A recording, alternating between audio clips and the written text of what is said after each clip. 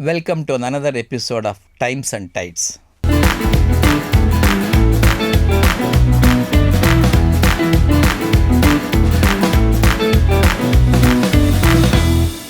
Okay, so shall we move on to perhaps the last set of species called spices and condiments that in fact is much more illustrious in changing the history of or geography of the world, are as important as these crops. Shall we now get into that, Natesh? I'm sure spices and condiments have played a very significant role in changing the history of the world in terms of, As far as India was concerned, it was the context in which the contact with the West happened because of this spice trade.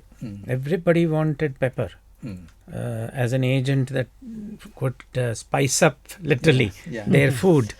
And therefore, and this was for a very long time controlled mainly by the land route by the Arabs. They monopolized the spice trade. And then they won't even let the Europeans know where they were bringing this from. And therefore they were known as spices of Araby.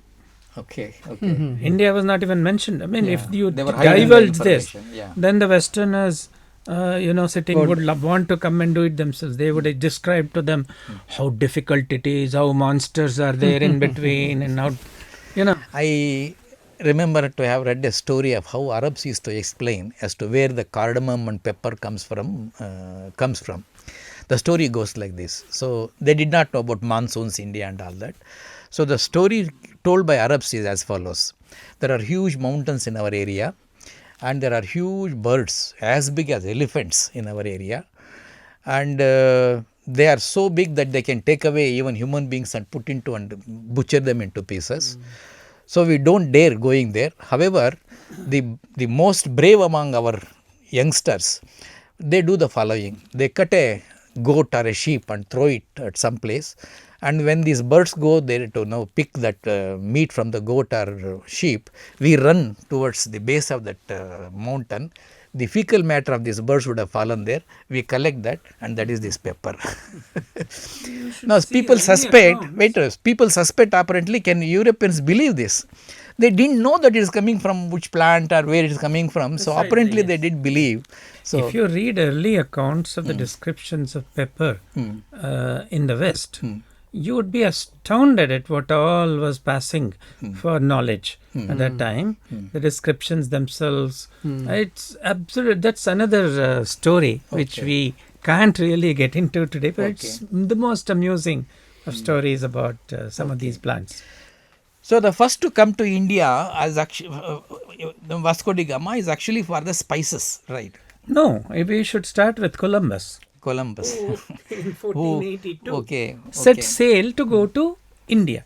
So he went, instead of coming towards the east, he went to the west and then actually believed that he landed in India. And when he went back, he didn't know what the pepper plants look like. He doesn't know what Indians look like. So you can't really blame him for his ignorance. You are too generous. He picked up some plants and he picked up actually a human being to show them he has got Indians. He picked up a few birds and presented them to the queen and king, saying that I have got pepper. And what he really found was what we call today as allspice. He also got some vanilla from these islands in there. And he made 4 trips, 3 more between 1492. In all those 4 trips, he believed that is India? Yes, he did. But at that time, Spain and Portugal were in very fierce competition. So the moment Columbus actually discovered these Caribbean parts, they thought that there must be another place where pepper is grown. So Spain actually was very, in a great sort of problem because, Portugal was in a problem because Vasco da Gama has gone, Columbus has gone and discovered something. So they didn't want to lose out. So they rushed to the Pope and say, no, we want to actually, decide now which part Spain can explore, which part Portugal should explore. You give a diktat. So this was known as the papal bulla, which is a seal of the Pope, and that is binding on all the Catholic kingdom and world. So they went to Pope Alexander the Sixth, and the same year, 1493, after Columbus sailed that side, next year itself, they divided the world like an orange cut into half, and one half was allotted to Spain, the other half allotted to Portugal. The part of the orange which was given to Spain was where Columbus had already gone. The rest of the part, the eastern part of this, given to Portugal, And as if they owned the whole world. And in the papal diktat, it said, if there are Christian kingdoms, leave them alone, don't disturb them. okay. But anywhere where heathens are residing, go convert them, also bring back the riches of those places. So this is how a fierce competition started between Spain and Portugal. And in 1498, Vasco da Gama went this side, and then he went up to the Cape of Good Hope. There was Madagascar, which he didn't know about, and he didn't know about Madagascar at all. So in between Madagascar and the mainland continent of Africa, he sailed upward towards Mozambique, and there were already some Arabs and people there.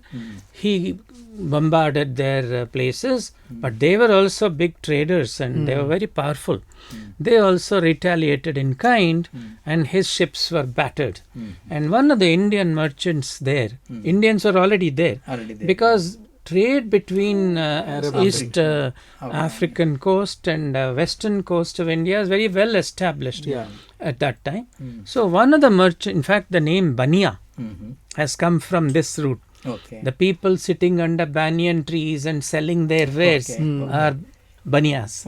So one of the Banias went with, or he must have been forced by Vasco da Gama, whichever way it was, he directed him towards Calicut. And even today, if you go to Calicut, there is a Kappadam beach where they have put a small column commemorating where Vasco da Gama landed. Coming back to the, the valuation of discovery of India, I think I like to now share with you a story that King Charles seemed to have planted. The story goes like this. Vasco da Gama came and went back. He told that at the Cape of Good Hope, you have to turn at 34 degrees towards northeast. But this was a secret to be maintained. So in one of the books where it was mentioned that you have to turn at Cape of Good Hope, it was purposely written on the instructions of the Charles that turn at 44 degrees towards northeast.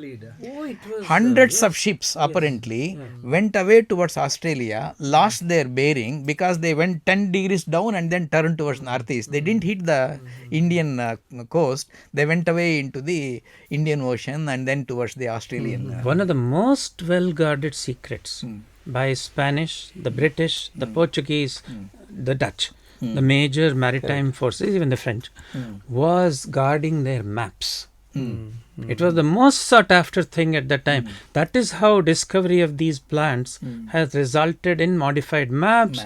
People would be caught if you are at war with another country. The first person to be caught would be the people on the ship to reveal the maps and so on. Anyway, maps got evolved because of this adventure to discover plants in general. And you know, sometimes I would say the sea routes in many ways were charted, mapped. During absolutely. So coming back to, so they came here, discovered the spices, and they went back. I like to now also come back to the Indian history to some extent. When the spices became very valuable, I think all of you know that Arabs were cheating on either side, both on the European side and on the Indian side. One best example is the story from Vijayanagara Empire. Arabs were selling horses and guns to Vijayanagara people, and they were buying this pepper and cardamom and all that and selling back to the Europeans, and they were now not telling details or the cost of each of that sack of pepper. They were not telling. They were exploiting on either side. At one moment when the Bijapur Sultans were attacking Vijayanagara. Vijayanagara and Bijapur Sultans were always in a continuous fight. Now, these Vijayanagara people wanted to now safeguard themselves against the Bijapur Sultans. What is the way to safeguard? Make sure that they don't get the war weapons. The war weapons at that time are the horses and the guns, the real atom bombs of that time. So, when the Europeans came here onto the shores of India, the kings of Vijayanagara actually dealt a business deal with them for what? Don't sell horses and guns to the Bijapur Sultans, sell it to us, we will give you the pepper and cardamom at a cheaper rate. And they found, the Europeans found that they are getting much cheaper pepper and all the spices from the Vijayanagara people. So far they were being cheated by the Arabs. And Vijayanagara people also were now in a very good bargaining position, because they found that for every one horse and one gun, the amount of pepper they were paying to the Arabs came down now, and so the bargaining power of Vijayanagara went up. They could build up their military 10 times, and that's how they could resist the Bijapur Sultan. Not only that, Sival writes in one point in his book, just for this agreement, what is that? That the Europeans should not sell the guns and horses to the Bijapur Sultans. The kings of Vijayanagara gave him 20,000 pounds or sterling pounds at that time, just for the agreement. After that, the cost of the exploitation was so much that these people became very happy when the Europeans directly came in contact with them. And because of that, they built their army. Now, this pepper queen you heard about, the pepper queen Chanabhyradevi, her name is. She was the one who was guarding the Honavar port where the Europeans were landing. She was the one who was actually now the front guard for the entire Vijayanagar. She became very rich and she built this city. There is a Vatican traveler who has now written about this city. That city of Chanabhyradevi or Pepper Queen was as rich as Vijayanagara Empire's Hampi at that time, in terms of Why was she called Pepper Queen? Chanabhyradevi. Why was she called Pepper Queen? Because she was now selling pepper. It was through her. Though Vijayanagara was making, incidentally, she was under the Vijayanagara's, Satrapa, overall control. But she had a better control than Vijayanagara kings, because that was the port. She had to control it. So she fought with Portuguese, she fought with all these people. And she lived for 54 years. And she made this huge rich city because of her control over the pepper which she sold. And Vijayanagara also now benefited by that. The reason why they were willing to pay so much money for pepper, I'll just give you one instance. You could get anything in the world for pepper.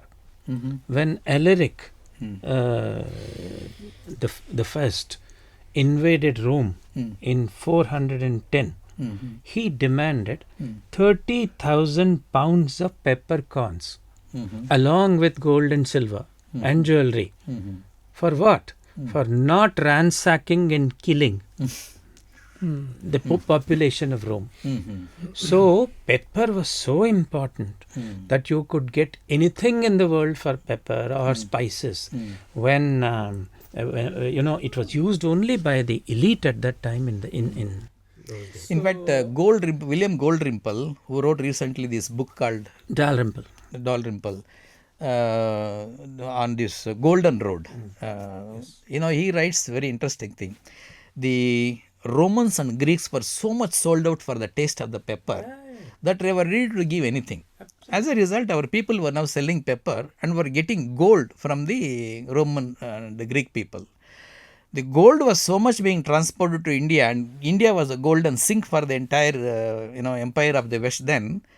From this one passage that we have got near Mediterranean, the amount of gold going in one ship every year, if you now calculate, in one ship was enough to now pay for the soldiers of the entire Roman Empire for 1 year.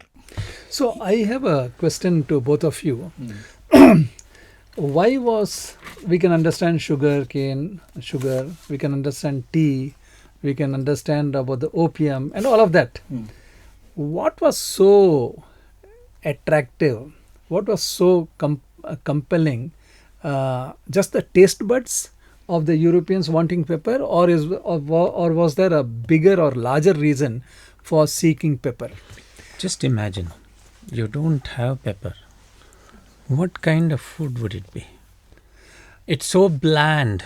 Dr. Natesh, I just want to interject here.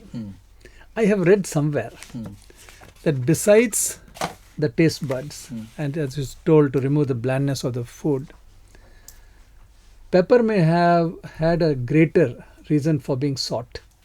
One is by peppering, if I have to use the word, your meat, your Yes. amount, the time that you now can go on the ship without getting to the shore to sort of refuel, as they say, was longer. And that allowed people to now navigate much farther in the sea than All this could have others. added, Uma. All this could have added, but I think basically it is the slavery of the tongue or The reason pepper. I'm trying to now cast a little doubt on that is Europeans still don't want their food spicy. They don't want the food to be the spicy sort of stuff. You are that we- talking relative. We In use a the re- green in a pepper. relative, yeah. We use the green pepper for our hotness. Yeah. They use the pepper for their hotness. They don't use as much hotness as we have got. Even that, if it's not there, as the taste told, it will be so bland. So Okay. following Even that today, other. the British food is famous for its tastelessness. Sorry, Natesh. The British, Uh, they make fun of the British food and say, imagine a world where all the food is cooked by the British. And if there were no French, what would the world do? So yeah. And also, remember, this trade in spices was so important that during the Arab period, though the spice route, Venice, because at each point it was taxed. Tax was increased. At this point, this point, this point. Venice was in Europe. Venice was the most prosperous place City, the business because center, of the yeah. taxes collected on pepper. The moment Vasco da Gama discovered the tree route in India, Lisbon became the nerve center of pepper trade, Yes. and the prosperity began. To flow. And for the next 200 years, the Portuguese ruled the maritime routes. They used to attack anybody else who came unauthorizedly. They imposed a tax on anybody coming here. They had to pay the Portuguese to do it. They had what is called Portuguese armadas that were patrolling the sea routes. So it was that important. And the last example I'll give, when Vasco da Gama's time, when he sailed from Portugal, there was a small cathedral where he would pray and start for this. When pepper and other spices, because India was not only a center where pepper was found, but many other spices used to pass through India. For example, from Indonesia, cinnamon, nutmeg and many clove. other things. So Yeah. it was India through which many of these things used to be sourced. Source was, yeah. So when Vasco da Gama discovered it, and the sea route became the most prominent, it killed the Arab trade. So they put so much money into the cathedral. They took 100 years to build it. Today it's a UNESCO World Heritage thing. If you go to At the cost of the at the cost of Indian, trade. Okay. And they became so rich, the Portuguese, and their streets. So anyway, we know. I'd like to relate one anecdote. Please, yeah. This is about the Yale University, establishment Yes. of the Yale University. Apparently, a guy called Elihu Elihu Yale. he was working with the British East India Company based in Madras, then Madras. And he was controlling part of the spice trade, that is pepper trade. He made tons of money, and there are reports that he also sort of misappropriated some much of it to himself. He went to the United States and established the Yale University partly by the Mostly funded by. Okay. Yeah. Okay. by the No, by the part of his income. by the Yes. sort Mostly of funded. He yes. started it. he started. But what I'm saying is partly by the money that he earned from the black Followed, pepper. yeah. You know the So- value. Yeah. So I mean, so the ramifications. Now are- there is this anecdote. The anecdote is the captain of a ship who now travelled from India to Europe with the pepper if he steals even a fistful of the pepper, it was enough to now repay all the rent that you perhaps would have now incurred throughout his trip. And not only that, the workers on the ships that carried these spices and condiments were not supposed to have pockets in their pant or the shirt, lest they steal this. That was, I mean, that's why it's called as black pepper. Black gold. Black gold. The pepper was called as black gold. So the other thing I must say, how spices have changed the route maps for discovery. Everybody was going through this route which Vasco da Gama wanted. That is, they went through to the eastern side from coming from Europe. yeah. So there was this guy called Magellan. He was a Portuguese guy. He traveled for Portugal, was happy. Then he fell out with the king. Then he said, I am not going to work for Portugal. He migrated to Spain. Acha. And he said, now I'll work for the king of Spain. Then he convinced the king that, look, everybody is taking this route going from ocean. the east. Yeah. Why don't we try a route going from the west? Acha. And I will reach the Spice Islands and get you from Indonesia.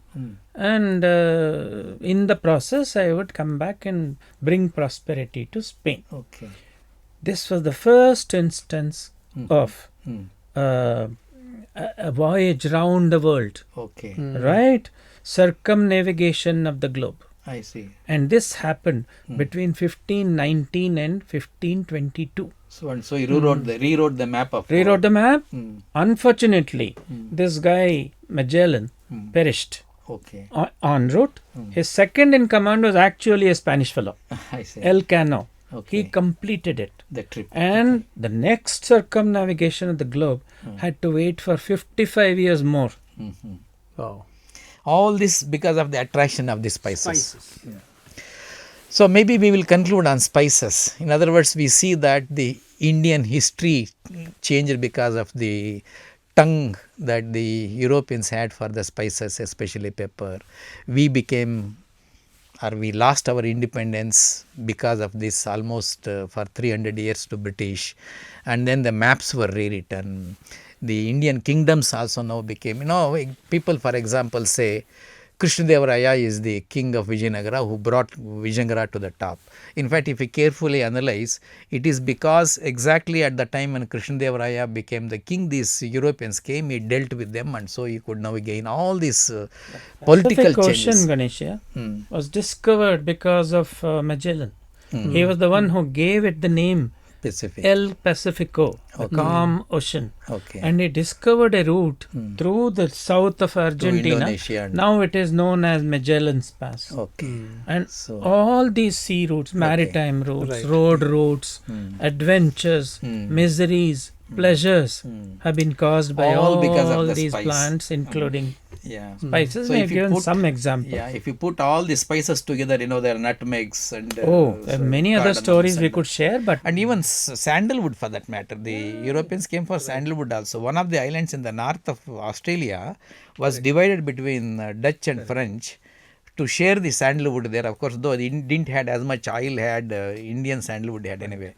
So in other words, we see that number of plants have helped rewrite the the human course of history, have brought in pleasure, brought in so much of agony and pain and violence among the human populations, have led to the cultural and physical mobility of the populations. I am sure there are many more such stories to now share. But can I have a last question to both of you? Plants have led to these human changes. But are there any examples where humans themselves have led to the, changing the fate of the plants? I would say all the time. The moment human beings started cultivation, That's okay. No, of what I mean plants, is they changed the Natesh. fate of plants. Yeah. And as Gandhiji said, Just there is change the enough for fate. our need. They change the fate or face of plant. Both. Both. Okay. There is enough for our need, but there is not enough for our greed in I this agree. world. I think his question is very interesting. They changed the face of the plant or the fate of the plant. I said both. I said, yeah. I would say both. Yeah. Because they not only change, if you looked at rice, It's changed its face. Yeah. Rice and today's rice, Yeah. or today's corn and yesterday's Yeah, corn. we have changed them a lot. We have changed them. And take any crop. We Yeah. have changed them. We have Yeah. changed those crops. We have changed the uses of those crops through processing and other things. We have made modifications in their Yeah. chemical contents. Yeah, we everything. agree with all that. But are there any examples that have led to the change in the fate of the plant Oh, itself? definitely. Yeah. Some have become, close. We have brought many of them through our greed to the brink of Okay. extinction. Many of them are not yet. Okay. And hopefully they will Any remain. example at that brink. has actually completely disappeared from the face of the earth? Very long ago, during the Greek and Roman era and Egyptian era, there used to be this plant called Silphium or Silphion, which is supposed to have been a cousin of our hing, Okay. which is Ferula asafoetida. Yeah. That was also possibly a genus Ferula. And it was also on some coins Greek coins. of that period. It has been depicted as on the coins, which is very interesting. Yeah. And suddenly it disappeared. The plant. The plant disappeared through overuse. In fact, we ate it to its distinction. That's what We ate to its extinction. we ate through the whole blessed crop.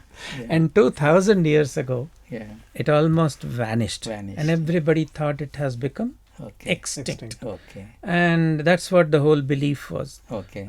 Selfion, Okay. first example of a plant which disappeared because of human greed. Okay. It seems that this guy had a whole hillock kind of thing of silphium along with gold and silver in Alexandria. Okay. So if you harvest so much, it will disappear. Yeah. A footnote to that story, of course, is in 2020, a professor in Istanbul University thinks that he has rediscovered what was Silphium. It's a species of Ferula again, and it matches all the morphological traits as well as cultivation traits. Obviously, incidentally, it was said that it could not be cultivated. Many people tried and could not be cultivated. This also could not be cultivated. So in some sense it is then lost perhaps. So he has discovered a new one now, and he thinks it is the one that matches everything Silphium about the Silphium. That is there. It was featured also in the National Geographic. Acha. And some independent scientists who are not involved in this study also think that it is very plausible that it is Silphion. Another example of that kind of extinction that I can remember is the disappearance of a species of Jubilee, a palm tree that was used to roll the statues in the Polynesian islands, and that completely has gone out of existence in that island. They could only get its pollen grain and the nuts try to germinate, but they couldn't. That's another example. It's purely because of this cultural exploitation. I like to just flag not the species like a single species like that. I'm just wondering about the extensive plantations that were brought in. We can talk about rubber, tea, and this and that, which may have exterminated a whole bunch of the local biota, in which we have probably untold stories of numerous insects, plants and all microbes. We don't know. Yeah. No, I'm only talking about the plants that perhaps have the recorded history of having become extinct because of the fact that humans have. And there may be many others There may about be which many, you don't but, know we also. may not know. Yeah. This was a rare example where True. some records were there. At least there are records for this. That's okay. But So quite plausible. I guess perhaps we will close this. I think we It was navigated the entire world. Thank you very much for this wonderful discussion. Hopefully I'm sure there are many more examples that we need to discuss. Maybe in some other context we will try to see if we can bring out those interesting stories also. Thank you, Dr. Natesh. Thank you very much. Thank you, Dr. Uma. Thank you very much. It was a pleasure to be part of this.